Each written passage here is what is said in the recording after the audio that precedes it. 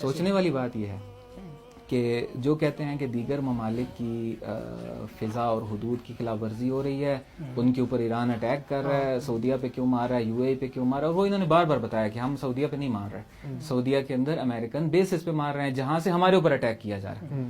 اسی طریقے سے ہم یو اے پہ نہیں مار رہے، وہاں پہ موجود امریکن بیسز پہ مار رہے ہیں، یا ان کا جہاں سرمایہ لگا ہوا ہے یا جو ان کی چیزیں ہیں ان پہ ہم مار رہے ہیں، ان کے اڈوں پہ مار رہے ہیں. سٹی بینک وہ بھی کب مارا انہوں نے؟ شروع میں نہیں مارا، انہوں نے جب ان کے بینکس پہ مارا ہے.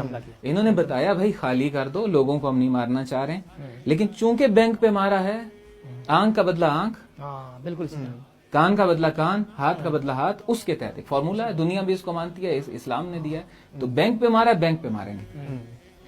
سوال یہی اٹھتا ہے کہ یہی افراد کے جو آواز اٹھا رہے ہیں کہ سعودیہ پہ کیوں مار رہا ہے، انہوں نے ابھی تک یہ کیوں نہیں کہا ہے کہ عراق پہ کیوں مار رہا ہے؟ ایران تو کتنے دنوں سے اتنا مار رہا ہے، حیران کر دیا ایران نے. اربیل کے اندر کتنا امریکی بیسز پہ مار رہا ہے، بالکل اسی طرح بغداد کے اندر مار رہا ہے، کہاں کہاں پہ، عین الاسد پہ، یا جو بھی ان کی بیسز ہیں وہاں پہ، تو وہاں پہ کیوں نہیں بول رہے؟ اچھا ایک اور بات، شیعہ ملک ہے عراق.